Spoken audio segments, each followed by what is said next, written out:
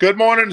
Welcome to Sports Shorts Daily, presented by the Bears Casino. Ronnie Rance, Tommy Christan with you. Happy Lundy Gras to those out there, the day before Mardi Gras, and probably the last day of really enjoying Mardi Gras. If you got a chance to hit some parades before the rains come, do so, because it's expected tomorrow to be kind of an ugly day throughout the South Louisiana, all the Mardi Gras festivities. Chance of rain, 99%. Now, it doesn't mean it's going to rain all day, every day, but it's good likely going to mess up a lot of stuff. So hope everybody's had a wonderful, and we've been fortunate, TK. I mean, the weather up until today has been absolutely Chamber of Commerce all across Louisiana past week. Just awesome temperatures. It got as high as 80 degrees on Saturday, sunny, the whole 9 yards. I was fortunate to be at the Endymion Extravaganza Saturday night. Got a chance to see Katy Perry and Train in concert, and it was fantastic. 39 individual floats, but with those floats, most of them had 2 and 3 and 4 actual floats attached to them. You might have a train with 4 or 5 cabooses on it, type of thing. And so the total 90 different individual floats rolled through the dome, which is incredible. And like I said, Katy Perry performed. It was Train's third time playing at the Extravaganza over the years. They're fantastic as well, and played a lot of other people's hits too. So let's talk a little sports. Today's show brought to you by the Bears Casino. TK over at Court Street Cafe, as he is every Monday over in Port Allen, just across the Mississippi River Bridge. Go check out Court Street Cafe, breakfast, lunch, and dinner. Literally less than 5 minutes from downtown Baton Rouge. And, of course, I'm in an undisclosed location presented by the Louisiana Sports Hall of Fame. We've got the St. Patrick's Day auction coming up in about I don't know, a little over a week. We'll be kicking off the St. Patty's Day auction. 7 days of awesome stuff you can bid on online, and we'll tell you more about that later on this week. And, of course, we're presented by the Bears Casino, where March Madness right around the corner. We are in March now, and no better place to play hooky than over at the Bears at the ESPN Bet Sportsbook. All right, speaking of March Madness, LSU men and women over the weekend, a rough one. The men went and played Mississippi State, did not cover for those gamblers out there. And the women at home, no Flau'jae Johnson. That was a game day thing that came out. They have her in a walking boot. She's got shin splint type shoes. She did not play. They blew a big halftime lead without her. They lost at home to Ole Miss. That was a little bit of a surprise. They now finished the season 12-4 in league play, and will be going to South Carolina for the women's SEC tournament at the end of the week. Obviously, they are behind Texas and South Carolina as far as seeding goes at the SEC tournament. And I don't know, Tommy, how much they push it with Johnson is if she is in a kind of in a walking boot to kind of help her. I don't. Why play in the tournament? Why not just get her healthy for the NCAA tournament? Is probably it may end up that way. That's what Kim Mulkey said after the game yesterday. They would shut her down for the SEC tournament. Now, if they get to the finals of the SEC tournament, it's a maybe, but I think they want to shut her down. Like Kim Mulkey made the comment, it's kind of like a back or a foot. When your shin hurts, it's hard to do much of anything. And the last time she played was a game time decision, played 37 minutes and shot poorly. Again, when you have some kind of pain like that, it makes you tough to perform or to maximize your performance. So they play Friday night against an opponent to be determined. She's not going to play then. I think the only thing she does is if they're in the finals against probably either Texas or South Carolina, maybe not. But the tournament, the March Madness, the NCAA tournament, far more important than the SEC tournament. LSU's going to be in the NCAA tournament, or even if they lose Friday night, they're still going to be in. So her health is very important. Yeah, and this team is not going to go far if she does not play at a good in the NCAA tournament.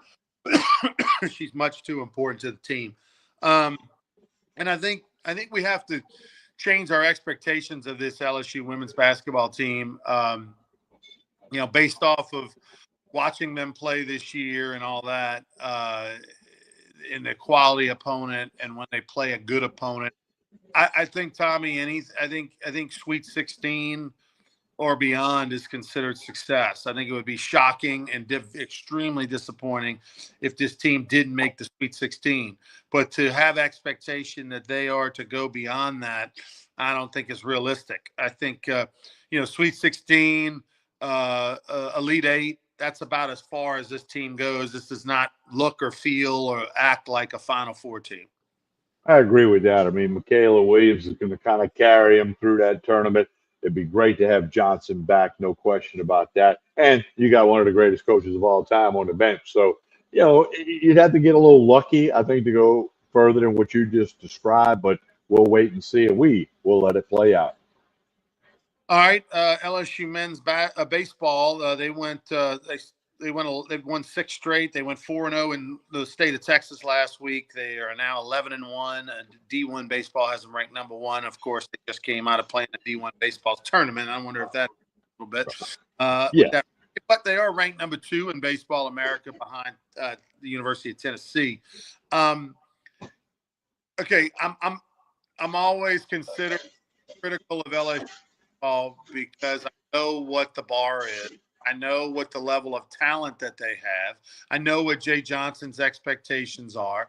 I know the difference between the opponents and what LSU has as far as talent.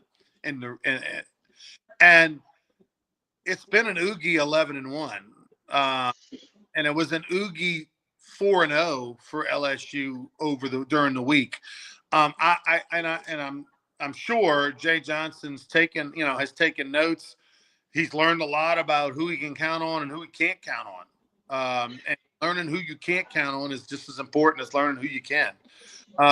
This past week, these last 4 games in Texas have been very telling. It has not been the best pitching situation for LSU. They've had some individuals that have excelled on the mound, but this was a rough week for the pitching. This is where the offense sort of carried the team over the weekend,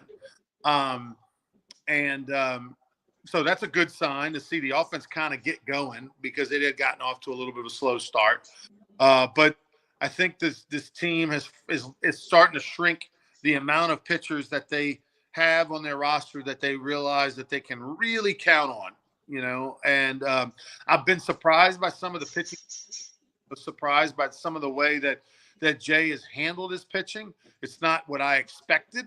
I wonder how much it has to do with played 5 games last week. They're playing 5 games this week. That's not normal, right? Once you get into SEC play, you're going to play 3 on the weekend and either none in the midweek or 1 in the midweek. You're not going to double up anymore. And so I think some of that comes into play because pitch counts aren't as high as they used to be. You don't extend guys as long early on in the season as you will later. So all that comes into play, but it was not pretty, Tommy, but they did win. I don't know if it's the 52-year-old old man, get off my lawn guy that I kind of am, but I was a little bit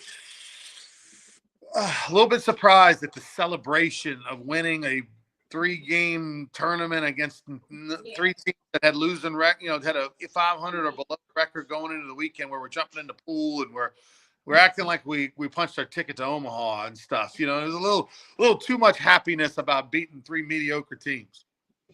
I would agree with that. I mean, like you said, 3 teams that were under 500. And anyway, but, all in all, you win. Okay, that's the important part. But there are a lot of things have been exposed even through 12 games. They're 11-1. So Jay Johnson and the staff, they got to address that. Yesterday's game, anytime you score 7 runs in 1 at bat, you probably win that game. I wish I had those stats in front of me. Okay, but if you get a 7 spot, I'm guessing you're winning 90% or more of those particular games. 99%? I don't know. Okay.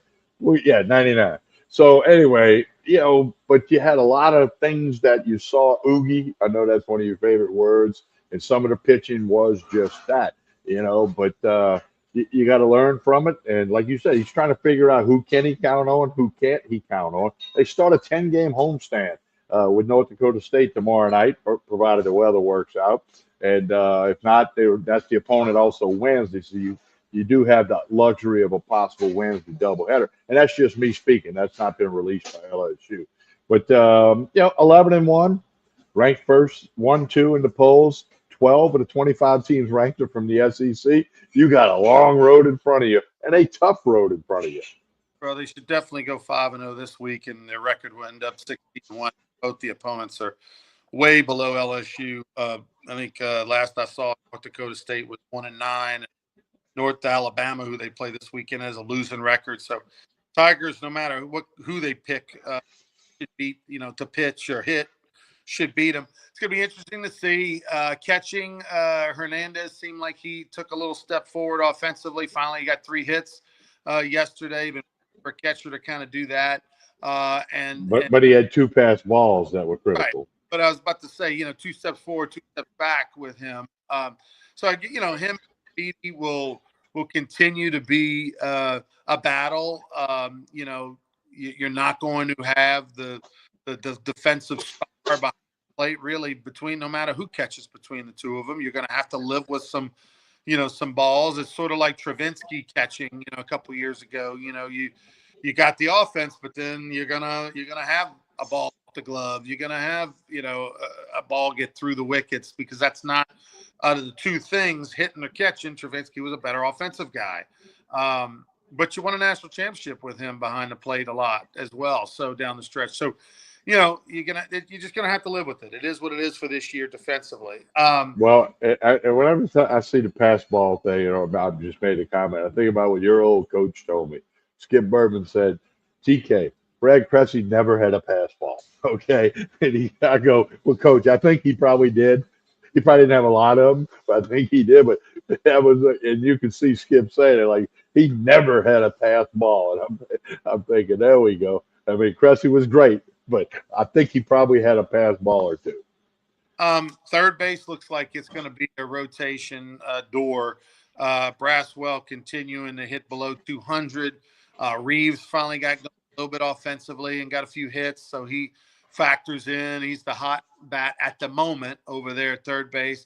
I keep waiting for them to give the John Pearson kid a chance, because they like his bat over there, that they feel like defensively he's just far behind those other two, because they're not giving him playing time. But they're letting them hit off the bench and stuff. So catching in third base, outfield, a lot of guys had good weekends in the outfield. So now, good to see Josh Pearson, the veteran, had a huge game and was a hero, and Curriel. Tournament MVP. Yeah. Josh Pearson was a tournament MVP.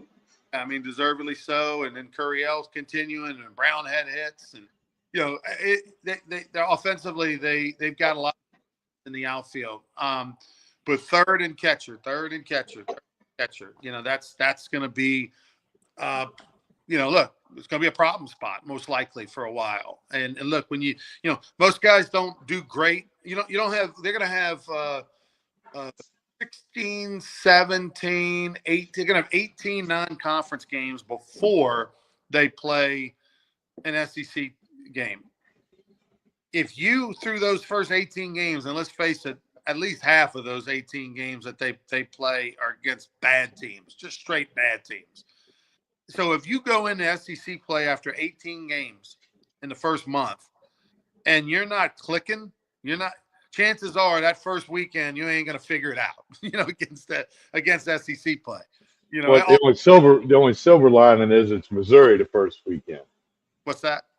The only silver lining is it's Missouri the first weekend, who, is not as good as the other 12 that are ranked, other 11. But then you got to go to Texas the week after that, and then it'll start getting real. And look, Missouri's certainly capable of winning a game or two. There's no question, but probably not. Yeah, no, I'm sorry. You play Sun Belt Conference the first week, and then you go SEC after that at Texas. Missouri should be in another conference. They shouldn't be in the SEC in baseball. All right. So at number 1 ranked LSU, you'll hear that a lot over the next 2 weeks and probably through that Missouri series. I mean, barring disaster, LSU will be ranked for at least the next 2 to 3 weeks, number 1 in the polls. And they got that 10-day stand. LSU softball, TK, out on the West Coast, very successful trip. Yeah, they lost they beat a ranked UCLA team. Only loss came to Cal State Fullerton, who was the host. Then they beat Utah, they beat Notre Dame, they beat some other people. They're now 18-1. 18-1 Beth Torina's Tigers, and they'll play Louisiana Monroe Wednesday night at Tiger Park. The LSU softball team is just on fire right now, and it just goes to show you how good the league is at 18-1, and it only gets you fifth right now. Raging Cajuns had a tough one out on the West Coast. They are now 5-7 on the year. They went to take on the Anteaters of UC Irvine. They lost on Friday 7-4. They lost on Saturday 9-6, and they lost on Sunday 12-5. So a rough one for the Raging Cajuns. Credit them, good on them to go out there, get battle tested, and all that. But unfortunately, what that does, Tommy, to me, is when you get swept like that on the road out in California, and the Raging Cajuns find themselves 5-7, which is obviously not a good start for them. And that's a program that has regional expectations every year. The bar for them is to get into a regional. That means that they better be real damn good in league play, to make up for not doing well in conference play. I mean, and this would have been a series where you go out there, you win 2 out of 3 against a ranked opponent on the road in California. You get extra bonus points. You skyrocket up, in the standing as far as trying to get an at-large bid. Instead, now you put yourself in a spot where, hey, you probably got to be a top 2 team in the Sun Belt Conference, maybe third at best, depending on how good the top 3 is, because you're not giving yourself any room for error by losing these non-conference games. I agree completely, and they'll have an advantage when they play at home. It's a great ballpark with great fans and a great crowd. But you're right. You're going to have to be 1-2 in the Sun Belt now. And I don't know who they got this weekend coming up, but we can find that out.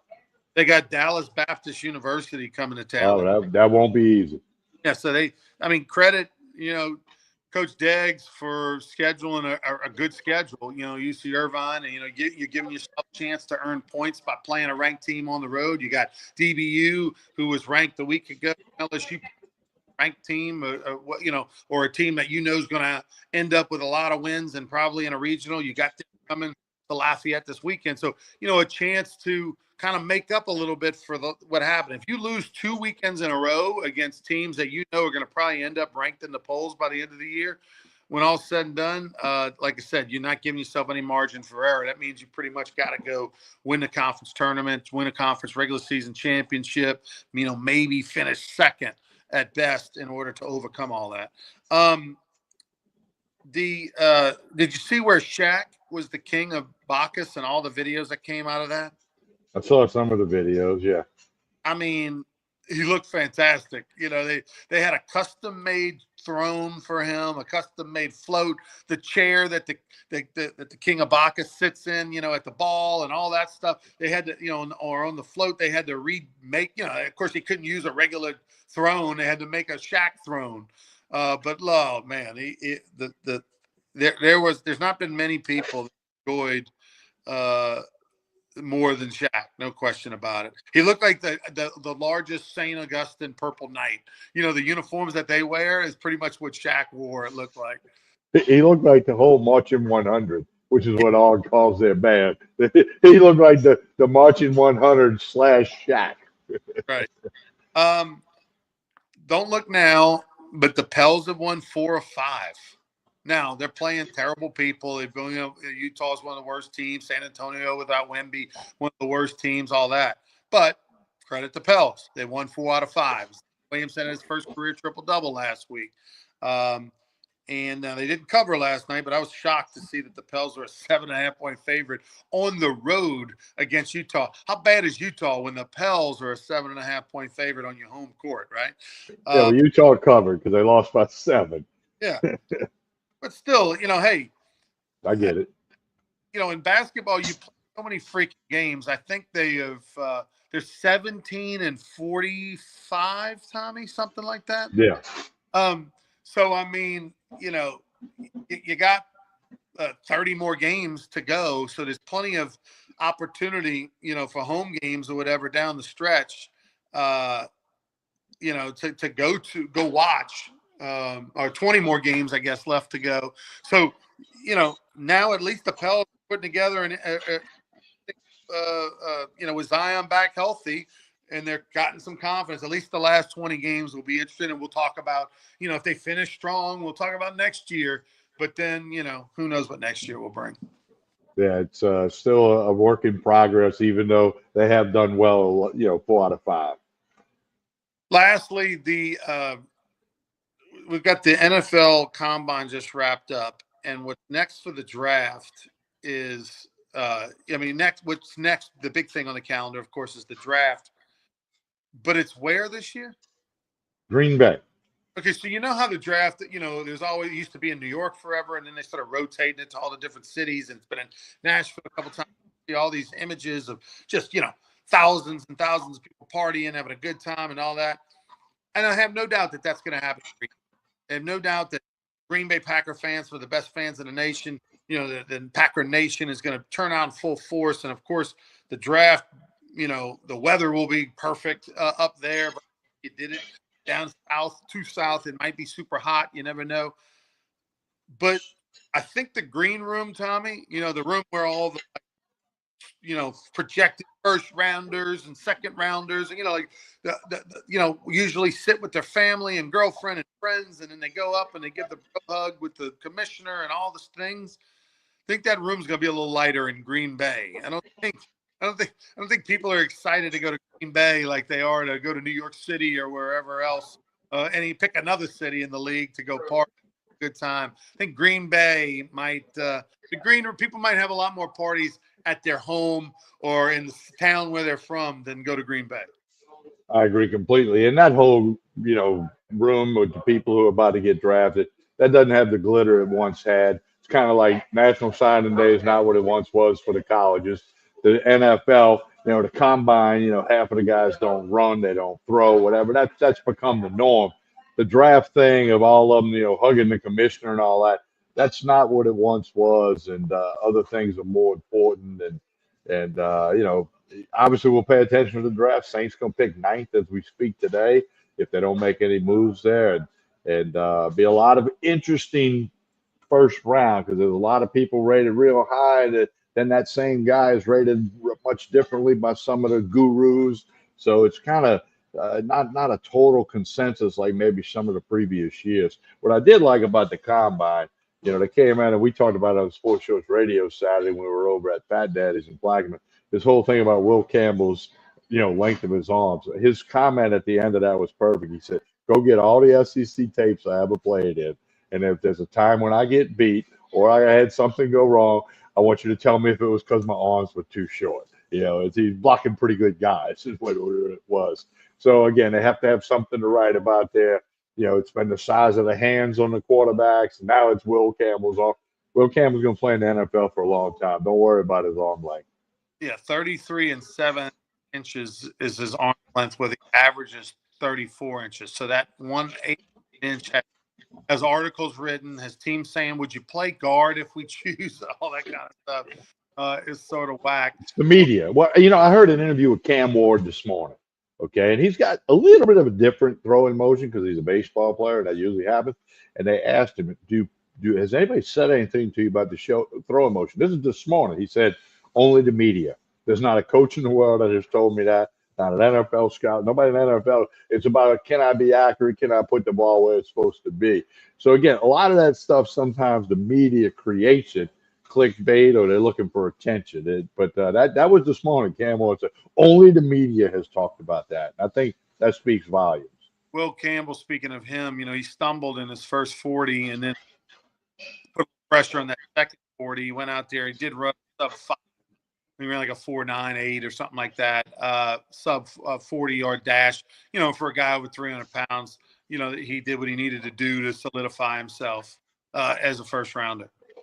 Yeah, he did. And I mean, again, the 40-yard dash for an offensive tackle, okay, whatever. But I promise you, the NFL people are looking at different things than his 40-yard time. Again, that's something to write about, something to talk about.